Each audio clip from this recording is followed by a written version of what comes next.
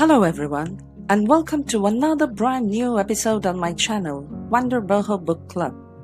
Today I'll be discussing the book, Works Well with Others, Shaking Hands, Shutting Up, and Other Crucial Skills in Business That No One Ever Teaches You, written by Ross McCammon.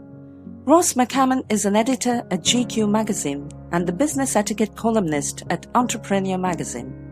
He was a senior editor at Esquire magazine from 2005 to 2016, where he was responsible for the magazine's coverage of pop culture, drinking, cars, and etiquette.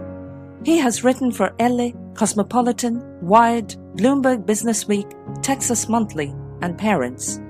More than 15 years ago, Ross McCammon made the difficult transition from Dallas to New York, where he began working for the prestigious Esquire magazine. At his new job, McCammon experienced bouts of anxiety and overwhelming awkwardness until he was able to figure out how to navigate the workplace, while simultaneously feeling completely unprepared for success. Works Well with Others is McCammon's touching and hilarious journey from fly on the wall to authority, a story that reveals the workplace for what it is, an often absurd landscape of ego and fear guided by social rules that no one really understands. In the book, McCammon talks about how to shake hands, what to talk about in an elevator, and how to deal with jerks and underminers, thereby helping you deal with the people in your work environment more effectively. Before moving ahead, please don't forget to subscribe to my channel. Part 1. The Impostor Phenomenon. When people have a new job that is different from their tenure, they often believe they don't belong. This is because they have to work with people who are different from them and make decisions that are not in their comfort zone. This may often lead people to feel like imposters, pretending to be someone they're not. This is known as the imposter phenomenon. This happens when people start to believe that they're not as successful as other people think they are. The imposter phenomenon is the result of high expectations and unrealistic standards in society, and is typically experienced by people who have just started their career. Imposter phenomenon is commonly seen in creative industries like advertising and marketing, where people are constantly compared to their peers and superiors. It can lead to feelings of anxiety, depression, and insecurity if it's not addressed properly. However, it is important to remember that you can always learn and grow from these experiences. If you're feeling out of place in a new job, it's a good idea to stay positive and see the bright side of things. It's important to be aware that there are many different types of people in the workplace.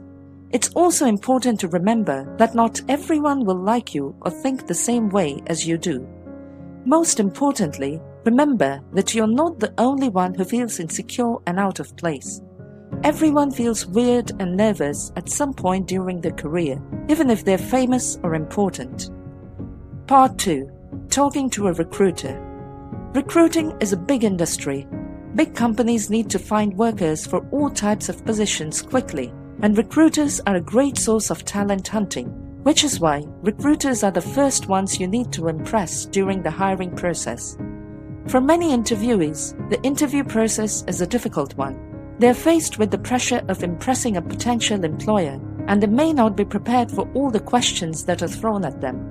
However, interviews with recruiters can be more intimidating than interviews with your future employer, because you're in a competitive field and the recruiter is trying to find out if you're a good fit for the client company.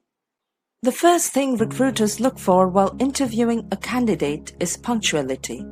Always be on time for your interview.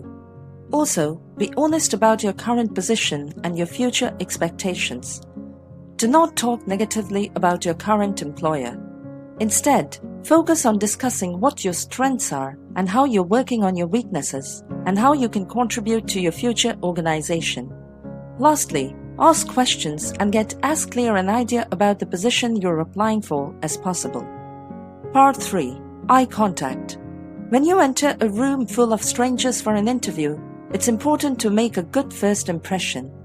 The best way to make a great first impression is through eye contact. Not only does it make you look more confident, but it also shows that you're interested in what they have to say. Also, it can make the person you're talking to feel more comfortable and help you get your point across. There are two types of eye contact: direct eye contact, and peripheral vision. Direct eye contact is when your eyes meet, while peripheral vision is looking at someone without making direct eye contact. The author suggests maintaining direct eye contact during your interview at least half the time. If you make less eye contact, people might think that you lack confidence. If you keep staring at others continuously, it might freak them out.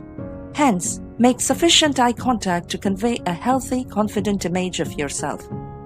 Part 4. Don't pretend to know what you don't. It's important to know your limits and not pretend to know something you don't. It's not always easy to admit when you don't have the skills for a certain task, which is why most of us often pretend to know things we have no idea about. But this can be detrimental for your image in the long run, especially at your workplace. Pretending or faking shows lack of respect for your audience. If you want to be an expert on a certain topic, make sure that you have done sufficient research and gathered enough information on the subject. To listen to more interesting summaries, please subscribe to my channel. Part 5. Use professional language. It is important to be mindful of the words and phrases that are used in the workplace. There are some words that can be used in a casual setting, but should not be used when you're in a professional setting. Using appropriate language can help to create a professional image for yourself. It's also important to understand what your company's culture is like before using certain words or phrases. If you want to be a professional, then you will need to learn how to talk like one.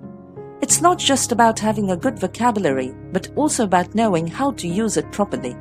For example, avoid using phrases, "I think," and "just my opinion," as they can be interpreted as passive-aggressive.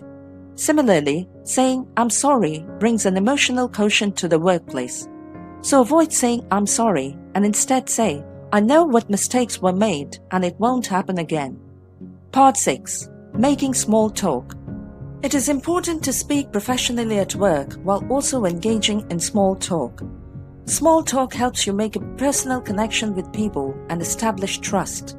Small talk is also important in the workplace because it can help you get ahead in your career.